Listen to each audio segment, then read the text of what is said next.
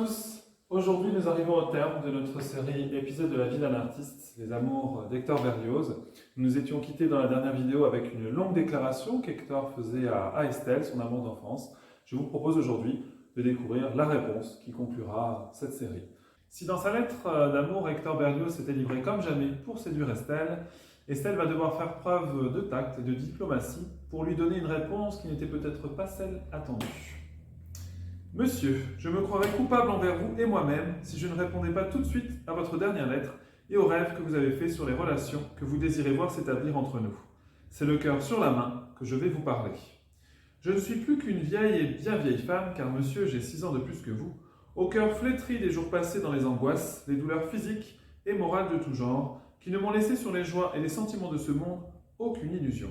Depuis 20 ans que j'ai perdu mon meilleur ami, je n'en ai pas cherché d'autres. J'ai conservé ceux que d'anciennes relations m'avaient faits, ainsi que ceux que des liens de famille m'attachaient naturellement. Depuis le jour fatal où je suis devenue veuve, j'ai rompu toutes mes relations, j'ai dit adieu au plaisir, aux distractions, pour me consacrer tout entière à mon intérieur, à mes enfants. C'est donc là ma vie depuis 20 ans. C'est une habitude pour moi dont rien, maintenant, ne peut rompre le charme. Car c'est dans cette intimité du cœur que je puis trouver le seul repos des jours qu'il me reste à passer dans ce monde. Tout ce qui viendrait en troubler l'uniformité me serait pénible et à charge.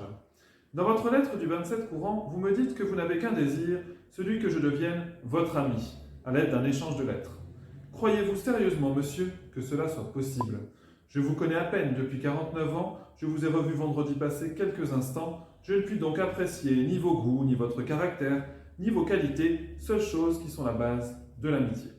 Quand il y a entre deux individus les mêmes manières de voir et de sentir, alors la sympathie peut naître et arriver. Mais quand on est séparés, une correspondance ne peut suffire pour établir ce que vous attendez de moi. Pour ma part, je le crois impossible. Du reste, je dois vous avouer que je suis extrêmement paresseuse pour écrire. J'ai l'esprit aussi engourdi que les doigts. J'ai une peine extrême à remplir à cet égard mes obligations indispensables. Je ne pourrais donc vous promettre de commencer avec vous une correspondance qui peut être suivie. Je manquerai trop souvent à ma promesse pour ne pas vous en avertir d'avance. Si vous êtes agréable de m'écrire quelquefois, je recevrai vos lettres. Mais n'attendez pas mes réponses exactement, ni promptement. Vous désirez aussi que je vous dise « venez me voir ». Cela n'est pas possible. Pas plus que de vous dire « vous me trouverez seul ». Le hasard, vendredi, a voulu que je fusse seul pour vous recevoir. Quand je serai à Genève avec mon fils et sa femme, si, quand vous vous présenterez chez eux, je suis seul, je vous recevrai.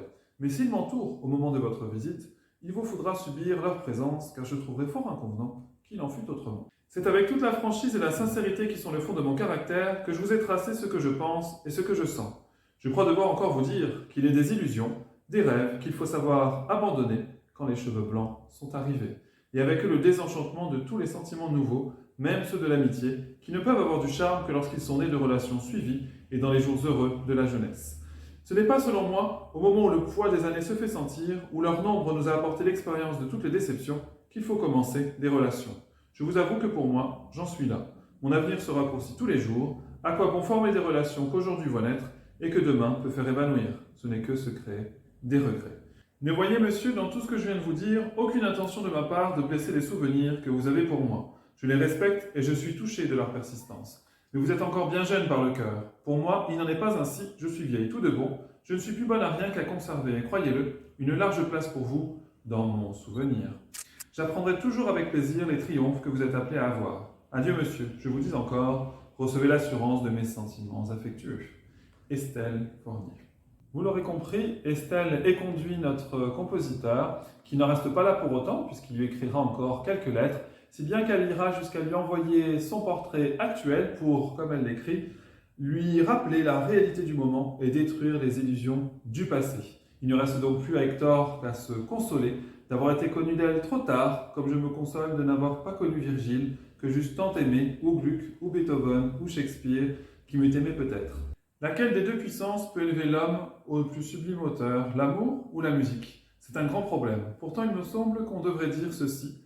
L'amour ne peut pas donner une idée de la musique peut en donner une de l'amour. Pourquoi séparer l'un de l'autre? Ce sont les deux ailes de l'âme.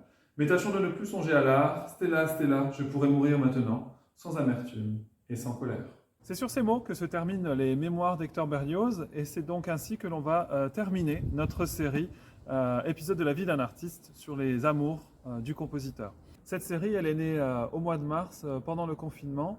L'idée était de vous permettre de continuer à visiter virtuellement le musée. On espère qu'elle vous a plu.